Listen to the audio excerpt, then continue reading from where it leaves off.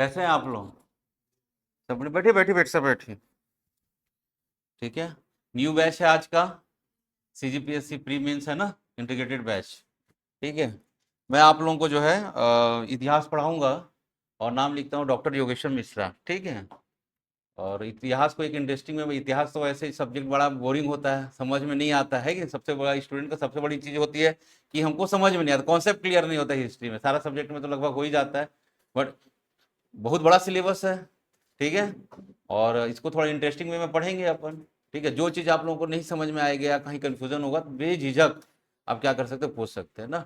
ठीक है। अगर मन में आप शंका रहेगा अपने अंदर ही सीमित रखोगे, बाहर नहीं आएगा, तो मैं सोल्यूशन नहीं कर पाऊंगा, है कि नहीं। फिर बोलोगे और जैसे जैसे मन में डाउट्स आएंगे और क्लियर नहीं करते जाएंगे तो सब्जेक्ट्स के प्रति क्या होता है, हमारा इंटरेस्ट भी धीरे धीरे खत्म हो जाता है।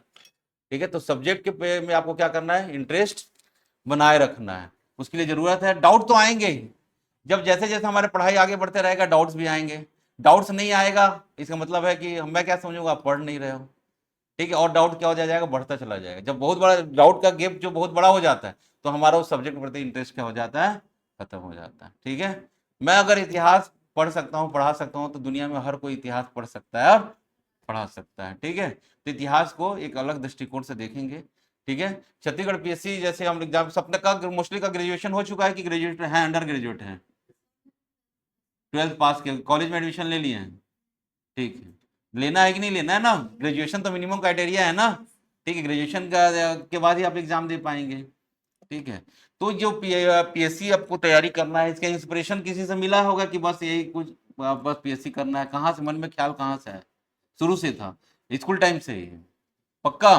चल, ग्रेजुएशन करते करते लगा था। ठीक है। ये तो ग्रेजुएशन करते करते ख्याल आ गया कि पीएससी का, कोई तो इंस्पिरेशन होगा कि मतलब पीएससी के थ्रू हमको ये पोस्ट मिलेगा, पीएससी के थ्रू जो है हम डिप्टी कलेक्टर बनेंगे। ठीक है। क्लियर चीजें।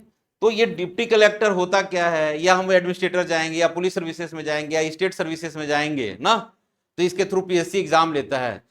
तो इसके बारे में पता कहां से चला आप लोगों को? अच्छा, वो तैयारी किए होंगे या करते हो तो बताए होंगे। ठीक। आपको बैठे रहो बैठे रहो। अच्छा। हाँ हाँ हाँ। उन्होंने बताया पीएससी की तैयारी करने से। ठीक है। तो मान लीजिए पीएससी के थ्रू आप किस प्रकार के अधिकारी बन सकते हैं। देखिए, मैं आपको आज पहला क्लास है, थोड़ा सा हम इसको हल्का करते हैं। सर्विसेज जो है ना, जिससे और सर्विसेज होता है ना, तो आपको पीएससी के थ्रू जो पोस्ट मिल रहा है आपको, तो उसमें क्या होता है कि राज्य प्रशासनिक सेवा। इंग्लिश मीडियम वाले कौन है, हिंदी मीडियम वाले कौन है? हिंदी मीडियम सब आप। इंग्लिश मीडियम आप भी, इंग्लिश में हिंदी में आप, हिंदी मीडियम एक है, कोई दिक्कत नहीं ना, सब ठीक है। तो सर्विसेज में आप आ रहे हो ना, सर्विसेज के लिए करते हैं, तो आपका जो पीएससी के थ्रू जो सिलेक्शन जाएगा वो होगा आपका स्टेट सर्विसेज में आएगा। तो अगर टॉप रैंकर होते हैं, आपने प्रेफरेंस दिया है, तो पहला जो पोस्ट होता है, जो फर्स्ट रैंकर हम बोलते हैं, या पहले हम प्रेफरेंस देते हैं, राज्य प्रशासनिक सेवा। तो राज्य प्रशासनिक सेवा या state administrative services, state police services, state account services, ठीक है, स्टेट जेल सर्विसेज, ऐसे करके बहुत सारे सर्विसेज का एक लिस्ट है।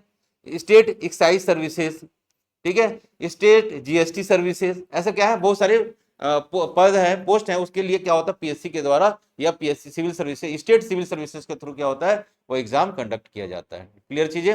वैसे इंडिया में देखा जाए तो सर्विसेज आर 3 टाइप्स। कितने प्रकार की हो रही है सर्विसेज? 3 प्रकार की। ठीक है। तो सर्विसेज जो 3 प्रकार की हो रही है, तो कौन कौन से सर्विसेज हैं उसको थोड़ा देखेंगे हम। उसके बाद से हम क्लास को आगे बढ़ाएंगे, अपने मूल पे आएंगे। पहला होता है आपका ऑल इंडिया सर्विसेज। इसको क्या बोलते हैं हम? All India services. इसको बोलते हैं, हिंदी में बोला जाता है अखिल भारतीय सेवा। क्या कहा गया इसको? अखिल भारतीय सेवा। ठीक है। दूसरे प्रकार की सेवा होती है, वह होती है केंद्रीय सरकार की सेवा या केंद्र सरकार का सेवा। ठीक है। जिसको बोलते हैं सेंट्रल गवर्नमेंट सर्विसेज। क्या कहा जाता है इसको? Central government services.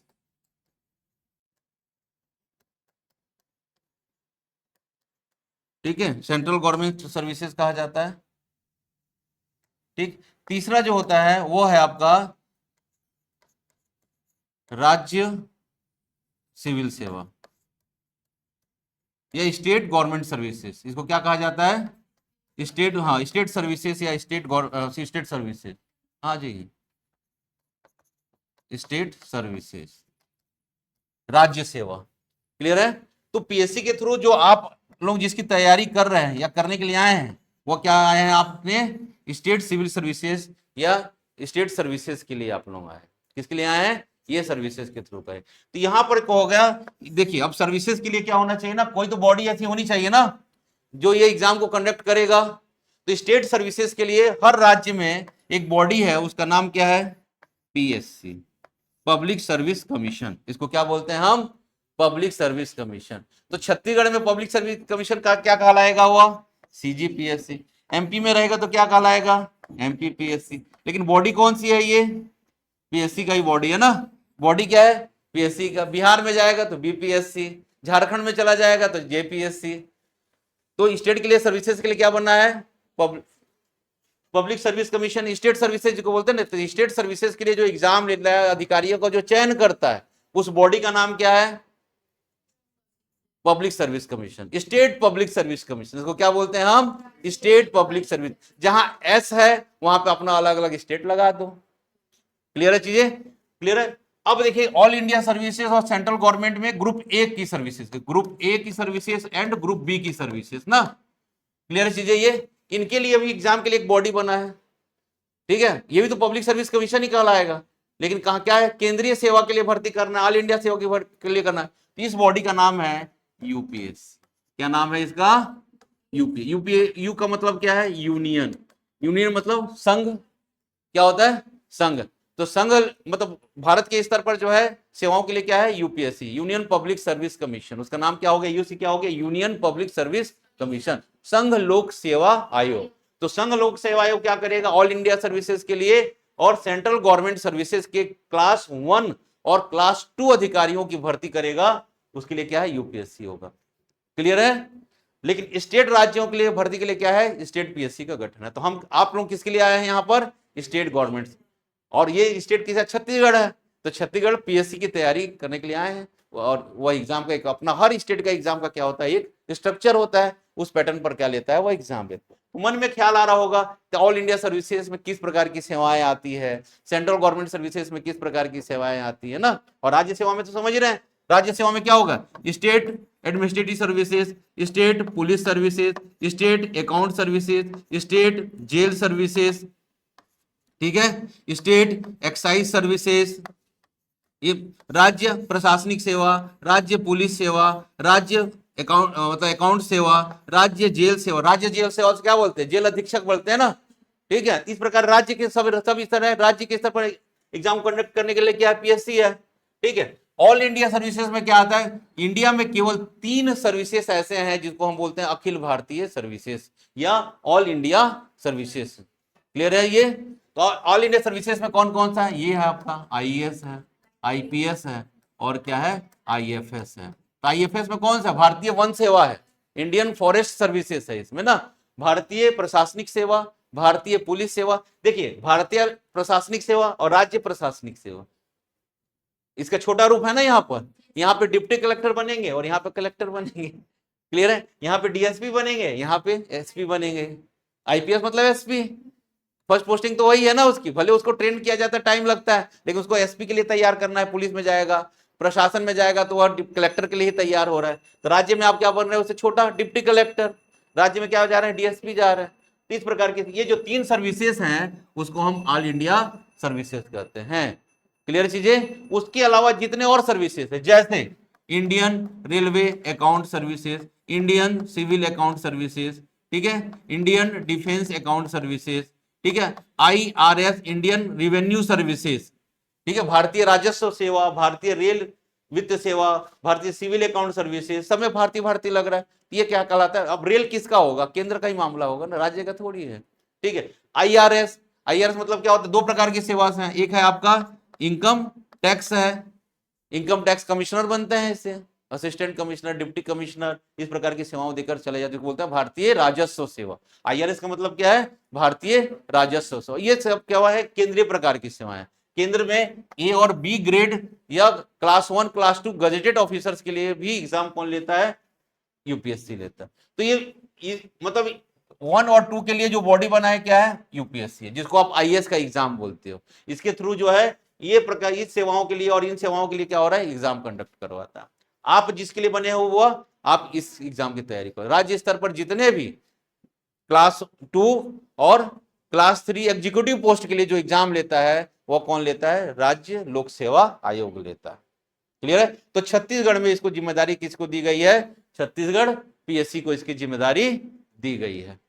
क्लियर चीजें। तो हम छत्तीसगढ़ पीएससी की तैयारी कर रहे हैं। तो छत्तीसगढ़ पीएससी की तैयारी जब कर रहे हैं तो छत्तीसगढ़ पीएससी का एक स्ट्रक्चर है ना यहाँ पर। तो ये एग्जाम का नोटिफिकेशन आएगा। एग्जाम कितने फेज में हो रहा है, मतलब सीजीपीएससी के जो, हाँ सबको आपको मालूम है थोड़ा बहुत, सीजीपीएससी के एग्जाम जो है कितने फेजेस में हो रहा है, 3 फेज है ना इसके। ठीक है, 3 फेजेस में हो रहा है। कौन कौन सा फेज है, एक आपका हाँ प्रीलिम्स एग्जाम है जिसको प्रारंभिक परीक्षा बोलते हैं, दूसरा हम क्या बोलते हैं, मेंस का एग्जाम बोलते हैं, और तीसरा क्या है, इंटरव्यू। ठीक है, उसके बाद क्या होता है, फाइनल रिजल्ट निकल जाता है। जो फाइनल रिजल्ट निकलता है मेंस और इंटरव्यू के मार्क्स को जोड़कर, इसके आधार पर ही क्या बनता है, मेरिट बनता है। तो मेंस और इंटरव्यू के मार्क्स को जोड़कर ही क्या बन रहा है, मेरिट बन रहा है। प्री का जो एग्जाम होता है यह क्या है, स्क्रीनिंग टेस्ट है। आपको भीड़ में से छांटना है, मतलब आपको फिल्टर कर देता है ना, कि बड़ा छान लिया, इतने लोगों को छान दिया, मतलब उसके लिए क्या किया, एक एग्जाम लिया। वो एग्जाम क्या है, प्री का एग्जाम। तो प्री के एग्जाम के लिए क्या किया, छानने के लिए क्या के लिए एक करता है आपका जीएस का पेपर होता है, दूसरा क्या होता है, सी सेट का पेपर होता है। सी सेट क्या है, जस्ट यह क्वालिफाइंग है यह। क्लियर है चीजें। इसको इसको केवल क्या होना करना है, पास करना है। अगर इसको फेल कर जाते हैं तो ये पेपर चेक नहीं होगा। तो इसको क्वालिफाइंग करना है अकॉर्डिंग टू कैटेगरी। 25% है ओबीसी अदर के लिए, बाकी जनरल के लिए 33%। मतलब 200 में आपको 66 नंबर करना है, जनरल जो क्वालिफिकेशन बोल रहे हैं, तो 33% आप पाओगे तो क्या हो जाएगा, यू आर क्वालिफाइंग हो जाओगे, आपका पेपर जीएस का चेक होगा। लेकिन मेरिट प्रीलिम्स का जो सिलेक्शन लिस्ट बनेगा किसके आधार पर बनेगा, जीएस के आधार पर बनेगा। इसको केवल पास करना है, इसका नंबर काउंट नहीं होगा, केवल पास हो जाते हैं तो जीएस के आधार पर ही क्या होगा, मेरिट बनेगा। क्लियर है चीजें। सपोज मान लीजिए 3 लाख 1.5 लाख लोग एग्जाम दे रहे हैं छत्तीसगढ़ में, तो कितने लोग प्री क्वालिफाई करेंगे, ये भी तो एक सवाल होता है ना। इतनी हम भीड़ में तैयारी करें, कितने लोग प्री क्वालिफाई करें, क्या कोई निश्चित फॉर्मूला है इसका, तो इसका फॉर्मूला है।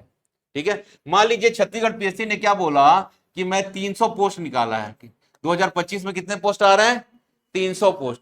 तो नियम है तो अकॉर्डिंग टू पोस्ट का 15 गुना लोगों को क्या करवाएगा, प्री क्वालिफाई करवाएगा। आप चाहे 1 लाख एग्जाम दो चाहे 2 लाख एग्जाम दो, कितने निकलेंगे, केवल इतने लोग ही निकलेंगे। कितने लोग पास होंगे, केवल 4500 लोग। क्लियर है। और 4500 लोग पास प्री क्वालिफाई कर जाएंगे तो कौन सा एग्जाम देंगे, मुख्य परीक्षा का है। मुख्य परीक्षा ये तो ऑब्जेक्टिव पैटर्न में है, ये किस में है आपका, यह ऑब्जेक्टिव पैटर्न में है। प्लस माइनस मार्किंग भी है ना इसमें, गलत करोगे तो नंबर भी कटेगा 1/3। ठीक है। मेंस का एग्जाम क्या होता है, यह सब्जेक्टिव होता है। कैसे होता है यह, सब्जेक्टिव। सब्जेक्टिव का मतलब होता है यहाँ पर लिखना होता है। ठीक है, 7 पेपर है, 7 पेपर मिलाकर 1400 नंबर, हर पेपर 200 नंबर का है। जैसे जैसे हमारा क्लास आगे बढ़ते रहेगा और डिस्कस करेंगे चीजों को। ठीक है, तो 1400 नंबर मेंस का है। ठीक है, इसका भी कट ऑफ डिसाइड होता है ना। ठीक है, जैसे मान लीजिए 4500 लोग क्या किए, प्री का एग्जाम दिए, कितने लोग मेंस पास करेंगे, कितने लोग मेंस पास करेंगे ना, अकॉर्डिंग टू पोस्ट का 3 टाइम्स। तो 4500 में कितने लोग पास करेंगे, यहां पर मान लीजिए यहां पर प्री पास करके कितने लोग मेंस दिए हैं, 4500। 4500 मेंस का एग्जाम दे कितने लोग पास होकर इंटरव्यू होंगे, 900 लोग। अकॉर्डिंग टू पोस्ट का 3 गुना, 3 गुना क्या निकलेगा, मेंस का रिजल्ट निकलेगा। 4500 पोस्ट कितना था, 300, 300 का 3 गुना कितना हुआ, 900। तो 4500 में 900 लोग क्या आ जाएंगे, इंटरव्यू के लिए आएंगे। ठीक है, और इंटरव्यू 900 लोग देंगे, उसमें से 3 में से 1 को सिलेक्ट होगा। तो इंटरव्यू सरल हुआ कि नहीं हुआ, सबसे ज्यादा टफ क्या हो गया, प्री ना। फिल्टर तो यहीं पे है, यहाँ पे 1 लाख 1.5 लाख में कितने में आना है आपको, 4500 में आना है। ठीक है, यहां पर क्या आना, 4500 में 900 में आना है, 900 में फिर 300 में आना है। तो यहां तो डेफिनेट सही है ना, 3 में से 1 का सिलेक्शन होना ही है इंटरव्यू में। 900 लोग इंटरव्यू देने जा रहे हैं, हर 3 में से क्या होगा, 1 का सिलेक्शन होगा, ये तो फिक्स है। लेकिन यहां पर कितने लोगों में प्री निकल रहा है, ये तो सिलेक्शन नहीं लग रहा है ना। 1.5 लाख में 4500, मतलब 10% भी तो रिजल्ट नहीं है यहाँ पे। क्लियर चीज है ये। तो सबसे ज्यादा टफ क्या हो रहा है आजकल, प्री का एग्जाम। तो प्री को एग्जाम को सेव करना है, और साथ में मेंस। प्री निकल भी जाएगा तो 3 महीना तो समय मिलेगा मेंस के लिए। तो क्या करना है अपने को, मेंस भी पढ़ना है और साथ में प्री की तैयारी करना है, जिससे अपना प्री का एग्जाम निकले तो ऐसा ना हो कि इनकम्प्लीट तैयारी के कारण मेंस में हम लटक जाएं। क्लियर है चीजें? तो मेंस का भी क्लियर करना है, तो यही स्ट्रेटेजी होता है कि प्री के साथ साथ या मेंस के साथ साथ हम क्या करें, प्री की भी तैयारी होते रहे। इसलिए इसको इंटीग्रेटेड बैच कहा जाता है। इसमें हम पढ़ाएंगे मेंस के उद्देश्य से, जिससे आपको प्री के भी टॉपिक कंप्लीट होगा और मेंस के भी आपका तैयारी होते रहेगा। क्लियर चीजें? तो आपके एग्जाम का क्या है, यह फॉर्मूला है, इसी पैटर्न पर क्या होता है, एग्जाम आयोजित किया जाता है। अभी इसमें से कोई बात ऐसी चीजें हैं जो समझ में नहीं है, ऑनलाइन जो बच्चे देख रहे हैं उनमें भी अगर किसी को समझ में नहीं आ रहा है तो बिल्कुल क्लास पूछ सकते हैं। यहाँ पे आया समझ में कैसा स्क्रीनिंग टेस्ट हो रहा है? 4500 में कितने आ रहा है, मतलब अकॉर्डिंग टू पोस्ट 15 गुना प्री का रिजल्ट, मेंस का रिजल्ट पोस्ट के अकॉर्डिंग 3 गुना, और 3 गुना पास करके कहां जाएंगे, इंटरव्यू। प्रत्येक 3 में एक बच्चा सेलेक्ट होगा, 3 में। क्लियर चीज है? ये स्ट्रक्चर है ना। प्री कैसा है, सी सेट क्वालिफाइंग है, जीएस के आधार पर मेरिट बनेगा, 200 नंबर का जीएस होगा। जीएस के भी 2 पार्ट हैं, एक आपका इंडिया का है और दूसरा क्या है, छत्तीसगढ़ का है। क्लियर है? छत्तीसगढ़ का जीएस और भारत का जीएस। ठीक है, सिलेबस आपको मिल जाएगा, 8 टॉपिक दोनों में बने हुए हैं। छत्तीसगढ़ का जीएस में भी लगभग 8 टॉपिक है, भारत के जीएस में भी क्या है, 8 टॉपिक हैं। वो 8 टॉपिक के अंतर्गत आपकी क्लासेस चलते रहेंगी। ठीक है, इसी के आधार पर क्या बनना है, मेरिट बनना है। सी सेट क्वालिफाइंग है, फिर आप मेंस का एग्जाम दोगे। ठीक है, मेंस में 7 पेपर हैं। पहला पेपर ऐसे, दूसरा लैंग्वेज का, तीसरा फिर जीएस का, चौथा जीएस का, पांचवा जीएस का, छठवां जीएस का। टोटल कितने पेपर होंगे, 7 पेपर। सभी पेपर 200 नंबर के, तो मीन्स कितने 100 का हुआ, 1400 का हुआ। क्लियर? अब आजकल जो है इंटरव्यू जो है 100 नंबर का कर दिया। कितना कर दिया है अब, इंटरव्यू 100 नंबर का। तो टोटल आपका 1500 में आपका मेरिट बनेगा। ठीक है, तो 1500 में क्या बन रहा है, आपका मेरिट बनेगा। क्लियर चीज है ये? ठीक, यहां तक सबको समझ में आया? पक्का? कोई डाउट? तब वो तो कटअप डिसाइड करेगा ना कैसे पेपर आया है। प्रीवियस ईयर के हिसाब से जो है जनरल जो है 750 में आ गया है, पोस्ट मिल गया है उसको। हाँ, जनरल 750 800 के बीच में रह रहा है तो पोस्ट मिल जाता है। हाँ, डीसी बनने के लिए तो जब डीसी का अकॉर्डिंग टू पोस्ट चलता है ये, तो डीसी में मान लीजिए 20 पोस्ट है, फिर 20 पोस्ट में रिजर्वेशन सिस्टम काम करता है, तो जनरल कितना हुआ उसके हिसाब से ना चलता है सब चीजें। क्लियर चीज है ये? ठीक, तो आप मान चलिए आपको पोस्ट पाना है, डीसी बनना है, तो 900 नंबर लाना पड़ेगा। क्या, कितना नंबर बनाना पड़ेगा, 900। तो 900 नंबर टारगेट कर लो, आप डीसी बन जाओगे, चाहे पोस्ट कितना भी रहे। 10 पोस्ट भी डीसी का आएगा तो आपको एक मिल जाएगा। ठीक है, तो 900 का आप टारगेट बना के चलो, 900 नंबर आ रहे हैं तो आप डीसी पहुंच जाओगे। और 900 एक दो तीन ना 4 लोगों के ही मिलते हैं, बाकी सब 900 से क्या होते हैं, नीचे। तो अपना टारगेट बना लो कि मेंस और ऑर्डर में लाके कितना जाना हमको, 1900 प्लस, 900 प्लस जाना है, तो आपका सर आ जाएगा। ठीक है, और प्री क्वालिफाई होने के लिए आप कर लो कि मेरे को 60% जाना है, तब हमारा क्या होगा, प्री क्वालिफाइंग होगा। नंबर डाउन भी हो सकता है, पेपर की मतलब नेचर ऑफ पेपर ना, कभी टफ आ जाता है तो कट ऑफ डाउन हो जाता है, कभी इजी आ गया तो ऊपर चला गया। तो 60% के आसपास, मतलब 200 में कितने क्वेश्चन, 120 जाता है, 120 से तो कम ही जा रहा है ना कट ऑफ, लेकिन आपको सेफ जोन में रखना चाह रहा हूं, इसलिए क्या बनाओ, फर्स्ट डिवीजन वाला अपना बना के चलो। फर्स्ट डिवीजन करेंगे तो आपका प्री निकल जाएगा। क्लियर चीज है ये? तो अपने को हमेशा या करना है कि हमको क्या करना है, 60% एबव लाना है।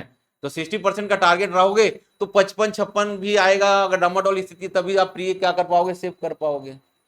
ठीक है, तो वो चीजें, ये स्ट्रेटेजी के आधार पर क्या करेंगे, आप तैयारी करते हो तो आराम से एग्जाम निकल जाता है। तो सबसे बड़ी बात होती है स्ट्रेटेजी को अपनाना। जिस एग्जाम को आप दे रहे हो, उस एग्जाम, हर एग्जाम का अपना क्या होता है, अपना एक डिमांड होता है। क्लियर? पीएससी का अपना डिमांड है, एसआई का अपना एक डिमांड है, पटवारी का अलग होता है डिमांड। तो जिस अकॉर्डिंग टू एग्जाम, उस डिमांड को आप फुलफिल करोगे तभी आपका एग्जाम निकलेगा। तो पीएससी का क्या डिमांड है, उसको फुलफिल करने के लिए, उसके लेवल को प्राप्त करने के लिए आपको कितना समय लग रहा है। किसी को 1 साल में कर लेता है, कोई 2 साल लगाता है, कोई 3 साल लगाता है, कोई 5 साल भी लगा देता है कि नहीं? तो आप कितनी जल्दी से चीजों को सीख रहे हो, कितने चीजों को अपने अंदर डाल रहे हो और उसको एक्सप्रेस कर पा रहे हो। ठीक है, एक्सप्रेस किस फॉर्म में, रिटर्न फॉर्म में भी करना है और ओरल फॉर्म में भी करना है, क्योंकि इंटरव्यू में तो वाइवा ही होना है। तो किस फॉर्म में अपने आप को आप एक्सप्रेस कर पा रहे हो, आपका रिटर्न स्किल अच्छा हो, धीरे धीरे डेवलप करना है। ठीक है, धीरे धीरे आपको इसमें मतलब आपको क्या होना चाहिए, आंसरिंग होना, मतलब आप जैसे हम पूछ रहे हैं आपको मतलब हेजिटेट दूर होना चाहिए धीरे धीरे, तो आप अपने को जितना अच्छा से क्या कर पाओगे, सामने वालों के सामने प्रस्तुत कर पाओगे, उसके अकॉर्डिंग आपको नंबर जाएगा। आप किसी चीज को जानते हो चाहे नहीं जानते हो, अदर चीज होता है, लेकिन प्रेजेंटेशन जो होता है ना, वो तरीका सही होना चाहिए। आपको कोई बोले कि खाना ला कर देना, आपने सारा चीज दे दिया, सब्जी ला दिया, दाल ला दिया, चपाती ला दिया, पापड़ दे दिया, सब चीज सलाद वाला सब चीज दुनिया पर कर दी, सबको एक थाली में ऐसा करके एक के ऊपर एक के ऊपर एक ला के दे दिया, सामने वाला तो ऐसी टेंशन आ जाएगा ना। उसको क्या होगा, अरेंजमेंट के साथ लाओगे तो क्या उसका भी मन खुश रहेगा ना। तो वही चीजें यहां भी लागू होती है। आप जो लिख रहे हो, आप एक्सप्रेस कर रहे हो, आपका प्रेजेंटेशन कैसा है, अपने आप को कैसे प्रेजेंट कर रहे हो दूसरे को, धीरे धीरे सब चीज आएगा। एक क्लास में ये चीजें नहीं होती। क्लियर चीजें? तो ये सब चीजों को आपको ध्यान में रखते हुए क्या करना है, अपनी तैयारी को स्टार्ट करना। क्लियर है? तो जर्नी आपकी यहीं से स्टार्ट हो गई ना, मीटर आपका डाउन हो गया, तैयारी में आ गए, तो रोज कम से कम उसको मतलब रोज छोटा छोटा लक्ष्य बनाना है। अभी तो क्लास स्टार्ट होगा ना, अभी से थोड़ी बोल दूंगा आपको 4 घंटे क्या पढ़ोगे, पहली बात तो क्या पढ़ोगे ना, तो क्या पढ़, अभी क्लास के साथ चलते रहिए, 1-2 महीना चलते रहिए, एक टेस्ट होगा, उसके बाद धीरे धीरे धीरे क्या करें, पहले हम गाड़ी सीखते हैं, पहले फर्स्ट गियर में चला के सीखते हैं, फिर सेकंड गियर में आते हैं। कोई गियर वाला गाड़ी सीखा, स्कूटी में गियर नहीं होता है, सीधा बैठे हाँ निकल दिया ना, तो वो स्कूटी नहीं, गियर वाली गाड़ी की बात कर रहा हूँ। ठीक है, सीखना होता है पहले फर्स्ट गियर सेकंड गियर, बाद में तो धीरे धीरे एक्सपर्ट हो जाते हैं, चौथे गियर में ले जाए, तीसरे गियर, आपकी आदत हो जाती है ना। तो ऐसी पढ़ाई का भी धीरे धीरे क्या करेंगे, हम स्टार्ट करेंगे इसको। ठीक है, तो जैसे जैसे आप 1-2 महीना और व्यतीत करोगे तो आप क्या धीरे धीरे सब चीज समझ में आ जाएगा कि कैसे हमको पढ़ाई करना है, कैसे हमको लक्ष्य को, लेकिन लक्ष्य को भूलना नहीं है। सबका एक ही लक्ष्य होना चाहिए। जो आप लक्ष्य के लिए आए हैं, किसके लिए आए हैं, डीसी के लिए आए हैं या डीएसपी के लिए आए हैं, उस लक्ष्य को बनाकर रखना। वो सोते उठते जागते किसी से बात करते लक्ष्य, टाइम वेस्ट हो तो आपको लक्ष्य याद रखना चाहिए कि मेरे को क्या बनना है, डीसी बनना। जिस दिन ये लक्ष्य आपके माइंड में बैठ गया, उस दिन आपका समय बर्बाद नहीं होगा, आप डीसी के लिए मेहनत करोगे। 2 साल तक मुझे घर वालों भूल जाओ कि मैं घर का मेंबर हूं या मेंबर नहीं हूं, आप ऐसा साबित बोल दो घर वालों को, भूल जाओ, मैं अब प्रिपरेशन कर रहा हूं या कर रही हूं। ठीक है, आप उसको तैयारी में लगाओ। मेरे को किसी सामाजिक समारोह में आने की जाने की जरूरत है, मेरे को रिलैक्स कर दो, मत समझो कि मैं फैमिली का मेंबर हूं। उस लेवल में आप तैयारी स्टार्ट कर दो डेफिनेटली। कि आज कौन सा महीना चल रहा है, अभी जून का है ना। आपका जिसका ग्रेजुएशन हो गया है वो फरवरी आते आते जो एग्जाम देने लायक हो जाएगा, कॉन्फिडेंस आपका डेवलप हो जाएगा, और फरवरी आते आते बहुत सारा कोर्स का सिलेबस भी आपका कंप्लीट हो। जैसे ही फरवरी आपने एग्जाम दिया, फिर जिस दिन से मेंस का प्री का एग्जाम हुआ, डेट टू डेट आपको मेंस की तैयारी में जुड़ जाइए। प्री का रिजल्ट का वेट कभी नहीं करना, कम से कम मेंस की तैयारी तो प्रारंभ हो जाएगी ना। क्लियर है? अभी तो हम प्री मेंस पढ़ते रहेंगे दिसंबर तक, फिर दिसंबर के बाद आपको स्पेशली हम प्री टाइप में आएंगे, क्योंकि आपको प्री का एग्जाम निकालना जरूरी है। क्लियर चीज है ये? तो दिसंबर बहुत लंबा समय, किसी भी एग्जाम को निकालने के लिए 6-7-8 महीने बहुत होते हैं एक लेवल, और उस प्रॉपर उस एक में करेंगे तो आप एग्जाम निकाल लोगे। ठीक है, जो बच्चे अंडर ग्रेजुएशन है तो उसका मजा लीजिए, आपको तो जो है आराम से पढ़िए, चीजों को समझते हुए पढ़िए, क्योंकि आप एलिजिबल क्या होगे 3 साल बाद होगे देने के लिए। ठीक है, तो आप ये अब इतना आराम मत कर लीजिए ना कि एकदम आराम ही कर लें, तो ऐसा नहीं। क्लास के साथ क्या करना है, आपको कॉलेज भी पढ़ना है, तो क्लास में मैं जितना करवा रहे हैं हम लोग, टीचर करवाएंगे जो भी करवाएंगे, आपको घर में जाकर रिवाइज करके उसको रख देना, घर में जाकर रिवाइज कर देना। आपको कॉलेज में भी आपको पढ़ना है तो उधर भी ध्यान देना, लेकिन हाँ पढ़ना है। जो पढ़ा रहे हैं क्लास में प्रेजेंटेशन जो है आपका होना चाहिए। आप यहाँ जो पढ़ाया जा रहा है घर में जाके पढ़ लोगे तो आप अच्छा कर लोगे, है कि नहीं। तो घर यहाँ पे जो क्लास में अगर मैं कुछ पूछूंगा तो आंसरेबल तो होगे ना, ऐसे नहीं ब्लैंक कुछ याद नहीं आ रहा है, जाके रिवाइज हो जाएगा तो क्या करोगे आप, आंसर यहाँ पर दे पाओगे। क्लियर चीजें? तो ये स्ट्रक्चर हो गया। तो हम अपना मूल जो है क्लास देखते हैं, इतिहास में पढ़ाऊंगा आप लोगों को। ठीक है, इतिहास को थोड़ा इंटरेस्टिंग वे में करते हैं, पढ़ना है अपने को। ठीक है, तो सबसे पहले है कि इतिहास जो है, आप लोग इतिहास या हिस्ट्री की हम बात करते हैं, हमारा जो टॉपिक है इंडियन हिस्ट्री रहेगा ना। क्या रहेगा? इंडियन हिस्ट्री है, भारत का इतिहास ही आपके सिलेबस में है। विश्व इतिहास तो है ही नहीं, विश्व इतिहास तो है ही नहीं आपके सिलेबस में। ठीक है, तो हिस्ट्री से आप लोग क्या समझते हो, कभी बचपन में तो पढ़ा ही होगा ना, 11th में 12th में, सॉरी 9वीं में 10वीं में 6वीं से हर कोई इतिहास पढ़ा होगा। ठीक है, क्लियर है? तो इतिहास से समझ क्या पढ़ेंगे इतिहास में, ऐसा क्या लगता है क्या पढ़ना होगा?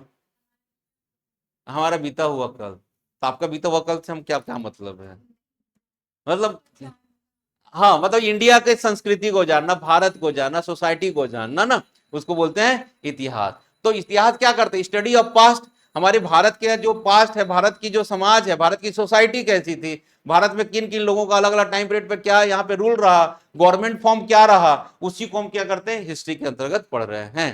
क्लियर? तो इसको बोलते तो लोग पास्ट भूल जाओ, तो हमको फिर से याद करने के लिए बोला जा रहा है। तो पढ़ने से फायदा क्या है बताओ, इतिहास पढ़ने से फायदा क्या है?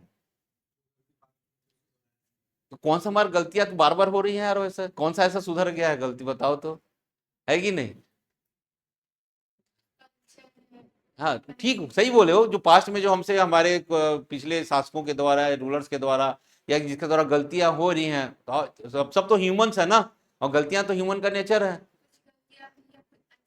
हाँ, तो उन चीजों को क्या होता है, इतिहास से हमको पता चलता है ना, उन गलतियों को हम क्या कर सकते हैं, सुधार कर सकते हैं। दूसरा, किसी भी सोसाइटी के संस्कृति को समझने के लिए भी हमको इतिहास की आवश्यकता पड़ती है। क्या पड़ती है? हमको कल्चर, इंडिया का कल्चर समझना है, तो उसके लिए भी हमको हिस्ट्री की जरूरत पड़ेगी ना। भारतीय संस्कृति जो है उसका भी इतिहास है। क्लियर है चीजें? तो संस्कृति को समझने के लिए भी क्या जरूरी है, इतिहास जरूरी होता है। क्लियर है चीजें ये? ठीक।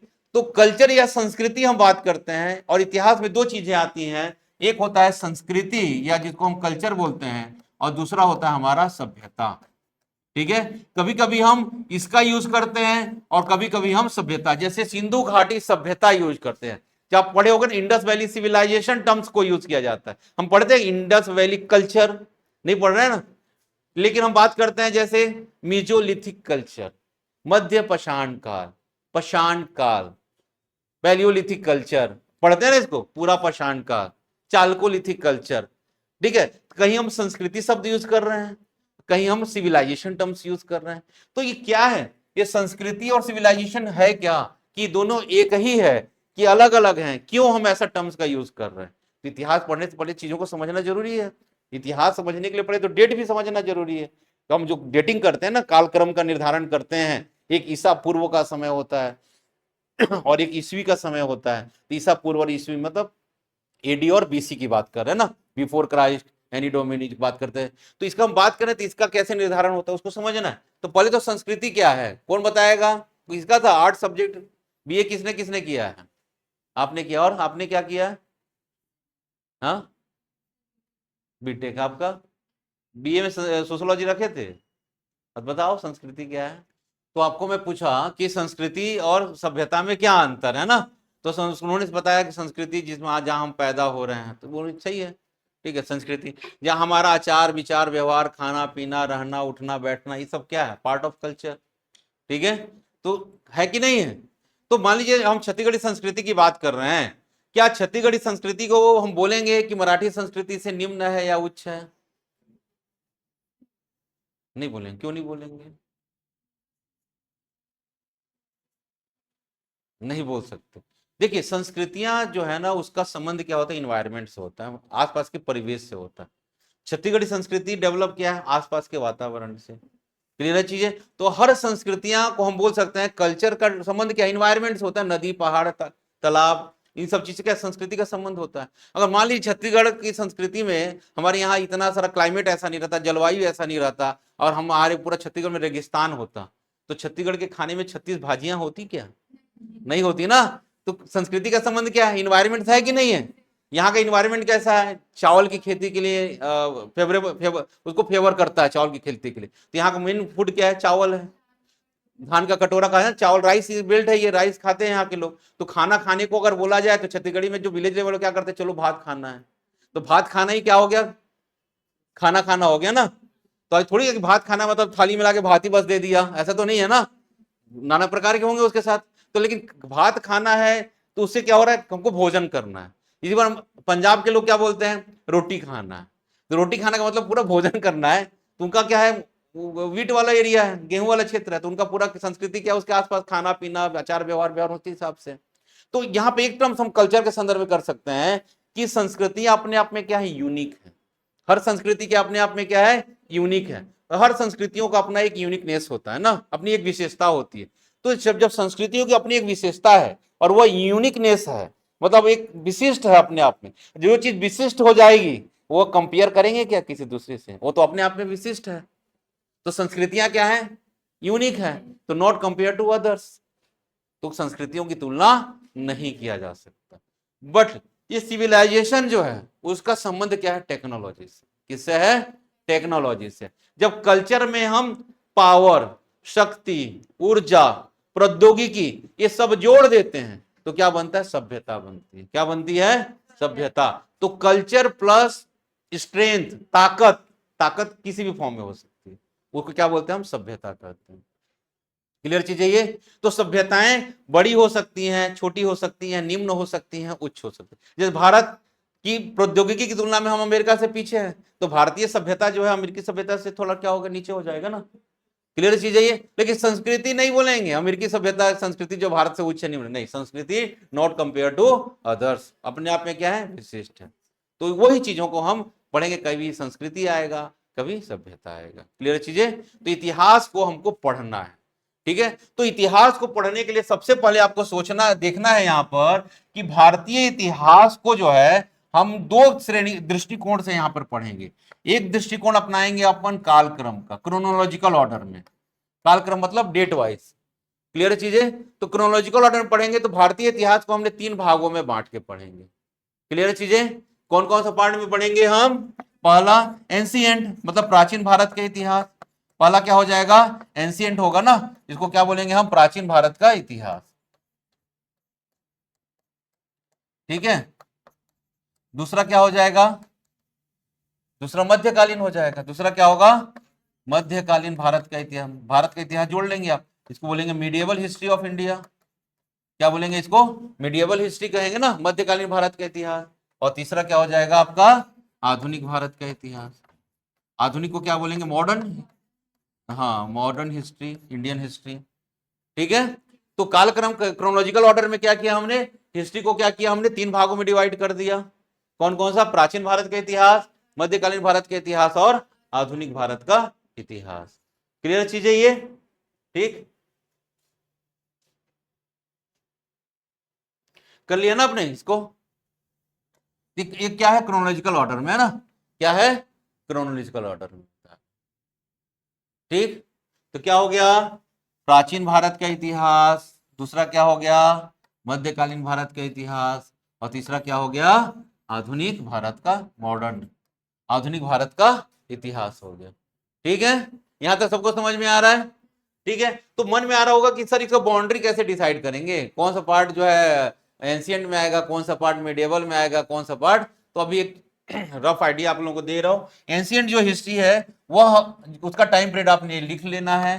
ठीक है, उसका जो टाइम पीरियड होगा आपका स्टोन एज, पाषाण काल से लेकर, पाषाण काल से लेकर कहां तक?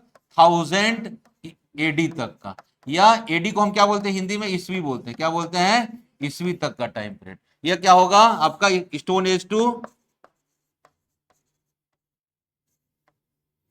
Sorry, stone age to 1000 AD. ये क्या हो जाएगा आपका? Ancient history. क्लियर है? एक टाइम पीरियड में मैं बांध दे रहा हूं आपको, बार बार चीजों को कंफ्यूजन नहीं होगा। मीडिएवल जो पार्ट होगा वो क्या होगा?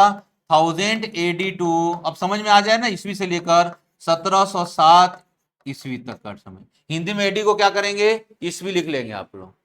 ठीक है। तीसरा जो पार्ट है आपका, आगे सबके सब चीज क्लियर हो जाएगा। यह 1707 ईस्वी से लेकर आपका 1947, आपके इतिहास में 1947 तक का है। तो हम वैसे इतिहास तो बिफोर प्रेजेंट होता है, जो वर्तमान नहीं है वो इतिहास है। कल की जो घटनाएं हो रही होती इतिहास ही है ना, तो उसको हम बिफोर प्रेजेंट भी कर सकते हैं, वर्तमान से पहले का समय। क्लियर चीज है ये? तो ये डेट जो है इसमें आप क्या करोगे? इतिहास को हम देखते हैं। तो आपको मन में आ रहा कि सर 1000 से लेकर 1707 एडी क्यों लिया है? तो ये आगे चलकर सब आपका डिस्कस होगा। क्लियर चीज है ये? ठीक है, हमने क्या बाउंड्री लिया है, क्यों हमने, तो ये जो डेथ ऑफ औरंगजेब है, मिडिवल इंडिया में जो एक शासक रहता है जिसका नाम रहता है औरंगजेब, औरंगजेब की मृत्यु 1707 में होती है। उसके बाद हम मॉडर्न हिस्ट्री में आ जाते हैं। क्लियर चीज है ये? ठीक है, तो ये एक रफ आइडिया है, टाइम पीरियड है, जिसको हमने क्या किया? भारत के इतिहास को 3 सेक्शन में बांट दिया है। क्लियर है चीजें यहां पर? ये किसके आधार पर हो गया? यह कालक्रम के हिसाब से। ठीक है, दूसरा पार्ट यहां पर देखते हैं। ठीक है, हिस्ट्री जो है उसका फॉर्मेशन हुआ है। हिस्ट्री हमने बोला ना, प्राचीन भारत के इतिहास, मध्यकालीन भारत के, इसको हमने बांटा कौन है? हमने ही तो बांटा है। तो हमने क्या किया? इतिहास को बनाया है। इतिहास में घटनाएं हो रही हैं, उसको हमने लिपिबद्ध किया, हमको बोला कि ठीक है। तो इतिहास का जो है उसको क्या किया, फॉर्मेशन हुआ है। तो इतिहास जो है वो बेस आधारित किस पर है, वह एविडेंस पर। किसके ऊपर आधारित है, साक्ष्यों पर है। एविडेंस, बिना एविडेंस के इतिहास नहीं पढ़ सकते। फिर वो क्या हो जाएगा, कथा कहानियां हो जाएगा, ओरली कथा कहानियां हो गया। कथा कहानियां का कोई मान्यता तो होता नहीं है कि मनगढ़ंत हो जाएगा कि किदवंती टाइप। लेकिन इतिहास किस पर आधारित है, एविडेंस पर आधारित। तो evidence are two types, evidence दो प्रकार के हैं। एक एविडेंस क्या होता है, एक लिखित साक्ष्य। क्या हो रहा है, रिटन एविडेंस। क्या हो रहा है, लिखित साक्ष्य हो रहा है, लिखित साक्ष्य हो रहा है। रिटन एविडेंस,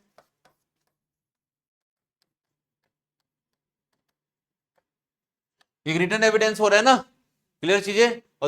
और दूसरा क्या हो रहा है, अलिखित हो रहा है।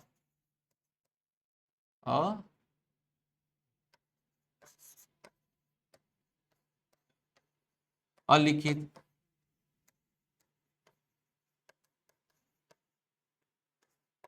ठीक है, क्लियर चीज है ये। एक क्या हो गया, लिखित हो गया, दूसरा क्या हो गया, अलिखित हो गया। ठीक है, तो अलिखित जो इतिहास है उसको कैसे, मतलब इसका भी तो कहीं ना कहीं प्रमाण रहेगा, तभी तो हम उसको पढ़ेंगे। अलिखित इतिहास का मतलब क्या है, इसके बारे में बताओ, वही कथा कहानी नहीं। अलिखित इतिहास जो है बेस्ड ऑन आर्कियोलॉजिकल एविडेंस, पुरातात्विक साक्ष्य हमको मिल रहे हैं। यहाँ पे इतिहास का जो फॉर्मेशन हो रहा है किसके आधार पर हो रहा है, पुरातत्व। उन्होंने जो सामग्रियां यूज की है, यहाँ के लोग जो है पढ़ना लिखना नहीं जान रहे हैं। क्या जान रहे हैं, पढ़ना लिखना नहीं जान रहे हैं। यहाँ पे क्या मतलब, इन्होंने क्या यहाँ पे पढ़ने लिखने की कला डेवलप नहीं किया है ना, पढ़ना लिखना नहीं जान रहे हैं। मतलब इसलिए तो यहाँ पर किसी प्रकार का रिटर्न एविडेंस हमको नहीं मिल रहा है। No return evidence found that time, clear है। तो यहाँ पे इतिहास का निर्माण कैसे हो रहा है, आर्कियोलॉजिकल एविडेंस के आधार पर। उन्होंने जो सामग्रियां यूज की, जो मिट्टी के बर्तन यूज किए, जो पत्थरों के टूल्स यूज किए, उसका क्या करते हैं, डेटिंग, काल का निर्धारण किया जाता है। तो पत्थरों के औजारों का, हड्डियों का काल का निर्धारण संभव हो पाता है। कार्बन डेटिंग मेथड है, बहुत सारे तरीके हैं ना। उसके आधार पर क्या कर रहे हैं, हम इतिहास का निर्माण कर रहे हैं। तो मतलब पुरातात्विक साक्ष्यों के आधार पर क्या कर रहे हैं, यहाँ पर आर्कियोलॉजी पुरातात्विक साक्ष्यों के आधार पर क्या कर रहे हैं, इतिहास का निर्माण कर रहे हैं। ठीक है, यहां पर किसी प्रकार के हमको रिटर्न एविडेंस नहीं मिल रहा है। वो टाइम पीरियड जो है ना, मतलब वो किस में आएगा, अनरिटन फॉर्म में आएगा, अलिखित। क्लियर है चीजें। तो इतिहास में लिखित साक्ष्यों के आधार पर, अलिखित साक्ष्यों के आधार पर इतिहास को दो। तो ये जो टाइम पीरियड है जहां पर इतिहास का फॉर्मेशन क्या हो रहा है, पुरातात्विक साक्ष्यों के आधार पर हो रहा है, वह टाइम का पीरियड कहलाता है प्री हिस्ट्री। क्या कहलाता है, यह प्री हिस्ट्री। हाँ, इसको हिंदी में बोलते हैं प्रागैतिहास। क्या कहते हैं इसको हम, प्रागैतिहास। प्रागैतिहास वह समय काल है जहां पे मनुष्य पढ़ना लिखना नहीं जानता था। इतिहास का फॉर्मेशन केवल पुरातात्विक साक्ष्यों के आधार पर ही हो रहा है। वह टाइम पीरियड जो है क्या कहलाता है, प्रागैतिहास का टाइम पीरियड, जिसको हम बोलते हैं प्री हिस्ट्री। तो प्री हिस्ट्री क्या, कौन सा टाइम पीरियड है बताओ, प्री हिस्ट्री कौन सा टाइम पीरियड हो गया, हिस्ट्री का कौन सा पार्ट हुआ जहां पे पढ़ना लिखना मनुष्य नहीं जानता था, जहां पर किसी प्रकार के हमको स्क्रिप्ट नहीं पाए जाते। स्क्रिप्ट का मतलब क्या होता है, अब किसी प्रकार के लिखित साक्ष्य नहीं है, कोई मतलब स्क्रिप्ट नहीं है, अभिलेख नहीं है। वो टाइम पीरियड क्या कहला रहा है, प्री हिस्ट्री का। क्लियर है। इतिहास का फॉर्मेशन कैसे हो रहा है, पुरातात्विक साक्ष्यों के आधार पर, आर्कियोलॉजिकल एविडेंस, कैसे, जैसे टूल्स है, पोट्री है, या जो भी उन्होंने सामग्रियां यूज की है उसका क्रोनोलॉजिकल डेटिंग कर लेते हैं हम। डेटिंग करने के बहुत सारे तरीके हैं, पोटेशियम आर्गन मेथड है, कार्बन, हाँ कार्बन डेटिंग है। इस प्रोसेस से क्या करते हैं, उनका इसका निर्धारण कर कहानी बनाते हैं। क्लियर चीज है ये। तो ये क्या काला है, प्री हिस्ट्री काला है। क्लियर है यहाँ पर, पक्का, ठीक। ये पहला प्री हिस्ट्री हो गया ना, ठीक है। और दूसरा पार्ट है जहां से हमको क्या मिल रहा है, रिटर्न एविडेंस मिल रहा है। इतिहास का फॉर्मेशन कैसे हो रहा है, रिटर्न एविडेंस के आधार पर। यहाँ पर इस काल में मनुष्य क्या है, पढ़ना लिखना जान रहा है। ठीक है, इस काल में मनुष्य पढ़ना लिखना जान रहा है, यहाँ पर रिटर्न एविडेंस मिल रहे हैं। ठीक है, जो जहां पर रिटर्न एविडेंस मिल रहे हैं ना, वो पार्ट, ये वाला पार्ट जो है जहां पर रिटर्न, इसको बोलते हैं हम, इसको हिस्ट्री कहते हैं। क्या कहते हैं इसको हम, हिस्ट्री कर, इसको इतिहास कहते हैं। क्या कह रहे हैं, इतिहास कहते हैं। या इसको हम बोलते हैं ऐतिहासिक काल भी कहते हैं। क्या कहते हैं, ऐतिहासिक काल भी कहते हैं, जहां से हमको लिखित साक्ष्य मिल रहे हैं। क्लियर चीज है ये। उस टाइम पीरियड को क्या कह रहे हैं हम, इतिहास कह रहे हैं। ठीक है, तो भारत के इतिहास में वो कौन सा टाइम पीरियड है जहां से हमको लिखित साक्ष्य मिल रहे हैं ना?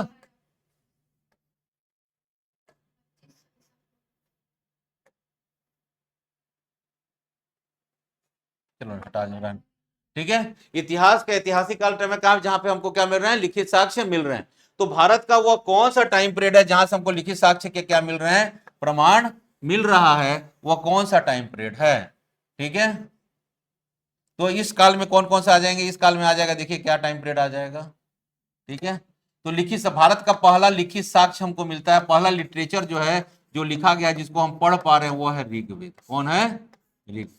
ठीक है, तो इतिहास वह टाइम पीरियड है जहां से हमको क्या मिल रहा है, लिखित साक्ष्य मिल रहा है, और इस लिखित साक्ष्य को पढ़ा जा सकता है। दो बात है ना, पढ़ा जा सकता है। वह टाइम पीरियड क्या कहला रहा है, हिस्ट्री कहला रहा है।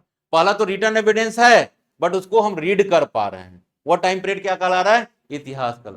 पहला रिटर्न एविडेंस जिसको पढ़ा गया है, वह कौन सा है, ऋग्वेद है।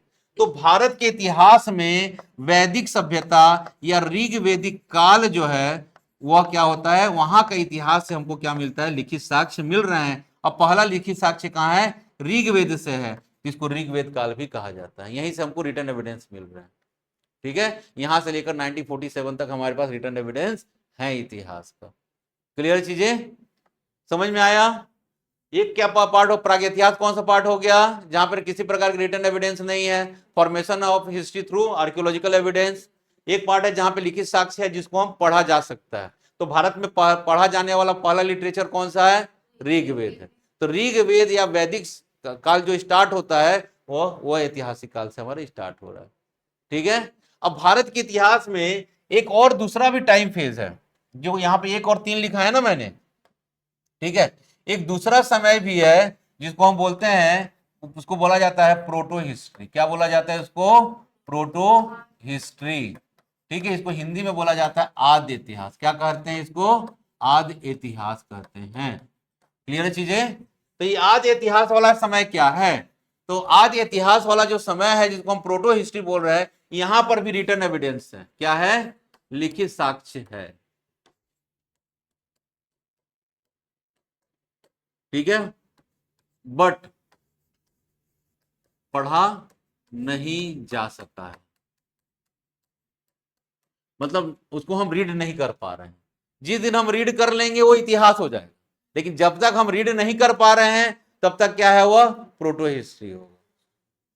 क्लियर चीजें? तो वो टाइम फेज भी इंडिया में, छत्तीसगढ़ पीएससी 2011 का या 12 का पहला क्वेश्चन यही था कि सिंधु घाटी सभ्यता को कहां रखोगे, आद्य इतिहास है कि आप प्राग इतिहास है कि इतिहास है कि पुरातात्विक इतिहास। तो क्या हो जाएगा, तो भारत के संदर्भ में सिंधु घाटी सभ्यता, इंडस वैली सिविलाइजेशन जो है, सिंधु घाटी सभ्यता जो है, वह ऐसी सभ्यता है जहां के लोगों में पढ़ना, मतलब वहां की लिपि है वो स्क्रिप्टेड है, पिक्टोग्राफिक लिपि है, बट उस लिपि क्या लिखा है आज तक हम नहीं पढ़ पा रहे हैं उसको। जिस दिन हम पढ़ लेंगे, हो सकता है इतिहास के बारे में, हम उनके बारे में जो हमारी धारणाएं अभी बन रही हैं, हो सकता है चेंज हो जाए।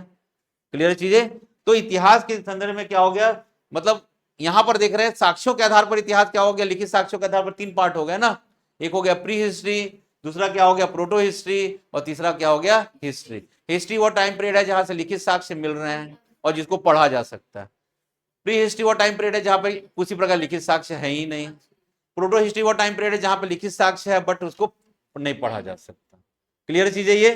ठीक, तो ये आपका इस हिसाब से एविडेंस के आधार पर क्या हो गया, इतिहास हो गया। ठीक है, तो प्री हिस्ट्री में क्या आ जाएगा, तो प्री हिस्ट्री कौन कौन सा टाइम पीरियड है, तो देखेंगे चीजों को। प्री हिस्ट्री में क्या पढ़ोगे, प्रागैतिहास ना,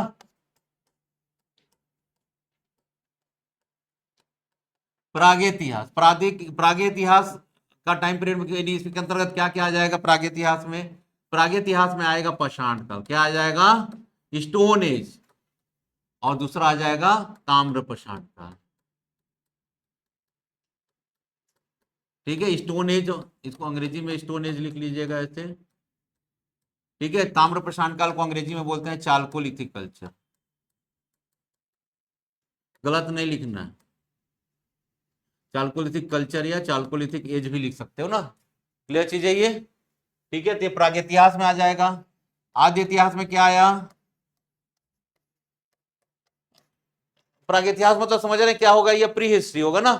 प्रागइतिहास मतलब क्या हो जाएगा, यह प्री हिस्ट्री हो जाएगा। ठीक है, आदि इतिहास का मतलब क्या है, प्रोटो हिस्ट्री। क्या होगा यह, प्रोटो हिस्ट्री। तो आदि इतिहास में क्या आएगा, आपको बताया ना, सिंधु घाटी सभ्यता आएगा। क्या आएगा, यह सिंधु घाटी सभ्यता आएगा इसके अंतर्गत, जिसको अंग्रेजी में इंडस वैली सिविलाइजेशन कहते हैं। ठीक है, तीसरा जो है क्या हो जाएगा, इतिहास। क्या है, इतिहास।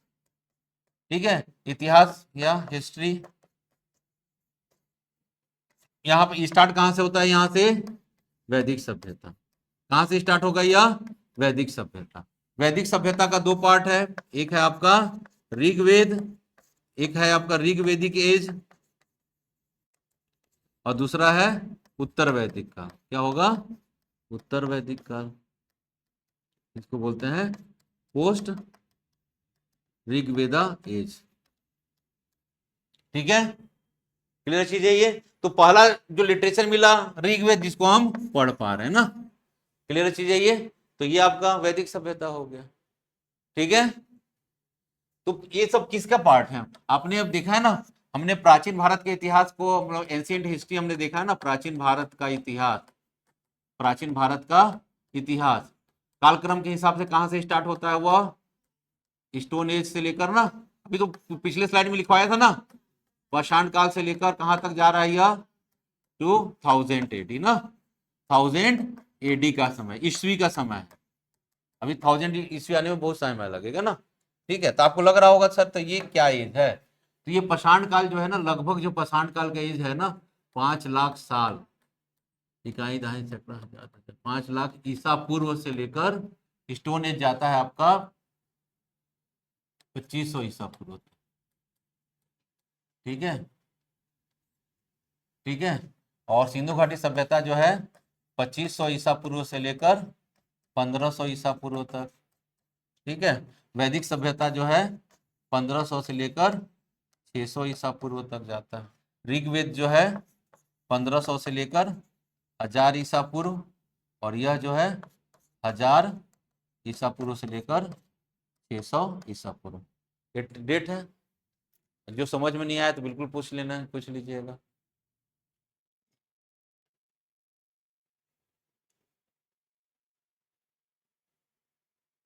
तो ये जो हम बोल रहे हैं ना, प्रागैतिहास इतिहास, आद्य इतिहास और इतिहास की शुरुआत कर रहे हैं, ये सब किसमें आएगा, प्राचीन भारत के इतिहास में। किसमें आएगा, प्राचीन भारत। क्योंकि प्राचीन भारत के इतिहास कहां तक जा रहा है, कालक्रम के हिसाब से 1000 AD तक। अभी तो हम क्या कर रहे हैं, अभी तो बीसी में की बात कर रहे हैं। ठीक है, 1500 से लेकर 1000 BC ऋग्वेद काल का है। उत्तर वैदिक काल का क्या, 1000 से 600। पूरा वैदिक सभ्यता क्या है, 1500 से लेकर 600 ईसा पूर्व का। ठीक है, तो ये आप समझिए, यहां पर जिसको अगर कालक्रम समझ में नहीं आ रहा है तो बिल्कुल पूछ सकते हैं ना। आपका हिस्ट्री तैयार कर रहा हूं ना, कालक्रम के हिसाब से सेट कर दे रहा हूं, जिससे आपका एक स्ट्रक्चर तैयार हो जाएगा।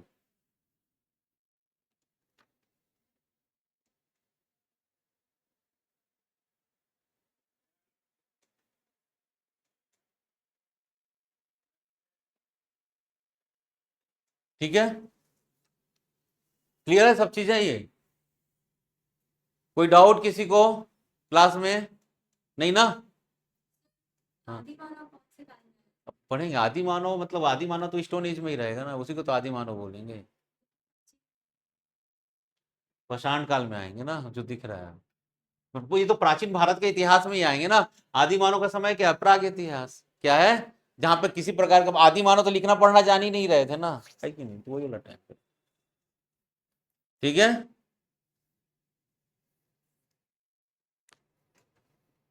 अभी एक एक करके सब होगा, बस एक स्ट्रक्चर दे रहा हूं अभी मैं आपको इतिहास का। लिख लिया इसको। अब देखिए मैंने जो डेट यूज करा ना, अब ये लास्ट है, उसके बाद क्लास छोड़ूंगा। ठीक है, ये लिख लिया ना सबने, लिख रहे हैं अभी, लिख लिया ना। अब एक डेट के हिसाब से मैं बता दे रहा हूं, आपने दो डेट यूज किया। एक हम करते हैं एडी का समय, ये क्या करते हैं, एडी, या इसको हम बोलते हैं सी, हिंदी में बोलते हैं इसको ईसवी सन। क्या कहते हैं हम इसको, ईसवी सन कहते हैं। इससे पहले का एक समय होता है, उसको हम कहते हैं बीसी। क्या कहते हैं, बीसी या बीसीई, या इसको बोलते हैं ईसा पूर्व का समय। क्या कहते हैं हम इसको, ईसा पूर्व का समय। क्लियर है चीजें, मेरे को मालूम था यहाँ पे डाउट आएगा आप लोगों को। ठीक है, अब हम जो समय यूज कर रहे हैं ना, अब हमारा जो समय है, ईसा मसीह का जन्म कब हुआ? पहला। ईसा मसीह का जन्म हुआ, वहीं से ईस्वी सन स्टार्ट होता है, मान के चलिए। ईसा का जन्म कब हुआ? पहले, फर्स्ट। उसके बाद फर्स्ट से क्या हो रहा है? 100 आ रहा है। 100 से क्या आ रहा है? 1000 आ रहा है। 1000 से क्या हो जाएगा? 2000 हो जाएगा। 2000 से क्या हो जाएगा? 2015 हो गया। तभी हम यहाँ जी रहे हैं ना। तो ईसा का जन्म आज से लगभग 2025 साल पहले हुआ। मतलब एक यहाँ हुआ ना ईसा का जन्म। तो ईसा के जन्म से जो कैलेंडर है उसको हम क्या कर रहे हैं? ईस्वी सन कह रहे हैं। तो ईसा का जन्म आज से कितने साल पहले हुआ? कौन बता रहा है? बताओ। ईसा का जन्म आज से कितने साल पहले? 2025, मतलब एक में होता 2025 साल पहले ही ना। ठीक है। तो इसका मतलब थोड़ी है कि ईसा के जन्म से वो वहीं से कैलेंडर, उससे पहले भी तो था समय। तो ईसा के जन्म से पहले का जो समय क्या कहलाएगा? ईसा पूर्व कहलाएगा। क्या कहलाएगा? बिफोर क्रिस्ट या बिफोर क्राइस्ट कहलाएगा, जिसको हम क्या करें? बीसी। सी का मतलब होता है कॉमन एरा। कॉमन एरा मतलब जो आज प्रचलन में, और before common era BC. Clear चीज है ये? या हिंदी में क्या बोल रहे हैं? ईसा पूर्व। तो ईसा के जन्म के 2500 साल पहले, ईसा के जन्म के 2000 साल पहले, ईसा के जन्म के 1000 पहले, ईसा के जन्म के 600 साल पहले, ईसा के जन्म के 100 साल पहले, ईसा के जन्म के 10 साल पहले, तो सब में क्या लगेगा? बीसी बीसी लगेगा। समय क्या जोड़ देगा? BC BC. ईसा के जन्म के 5 लाख साल पहले, एक, ये क्या होगा? 20।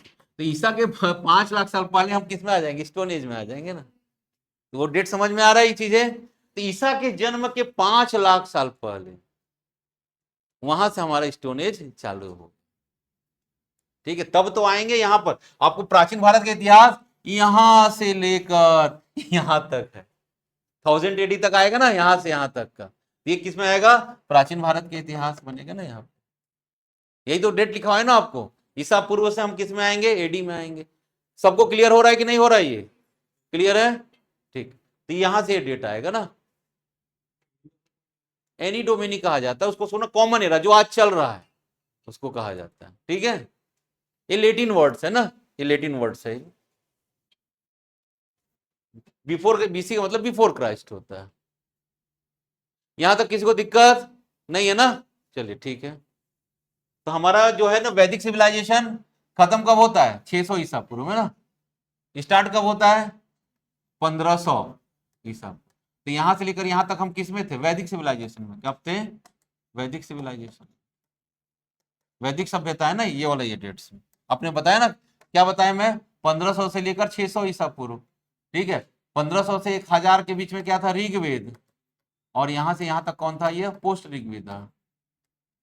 ठीक है, मैं आपको समझाने के लिए बता रहा हूं, चाहे इधर से कान पकड़ इधर से पकड़, मैं आप लोग चाह रहा हूं कि आप समझ जाए, कॉन्सेप्ट क्लियर हो जाए। यहां तक डेट का क्लियर होगा ना, आपको कंफ्यूजन नहीं होगा ना। तो हम कौन सा पार्ट पढ़ेंगे? एंशियंट। एंशियंट कहां से स्टार्ट करेंगे? प्रागैतिहास। प्रागैतिहास के बाद चालकोलिथिक। चालकोलिथिक पार्ट ऑफ प्रागैतिहास ही है। फिर किस में आएंगे? आद्य इतिहास, सिंधु घाटी सभ्यता, फिर इतिहास में, जहां से हमको रिटर्न एविडेंस भी मिल रहे हैं। अरे मॉडर्न हिस्ट्री अभी कहां आएगा? मॉडर्न हिस्ट्री तो 1707 से स्टार्ट होगा, है कि नहीं? अभी तो हम एंशियंट पढ़ेंगे, फिर मिडिएवल पढ़ेंगे, फिर मॉडर्न में जाएंगे ना। हाँ ठीक।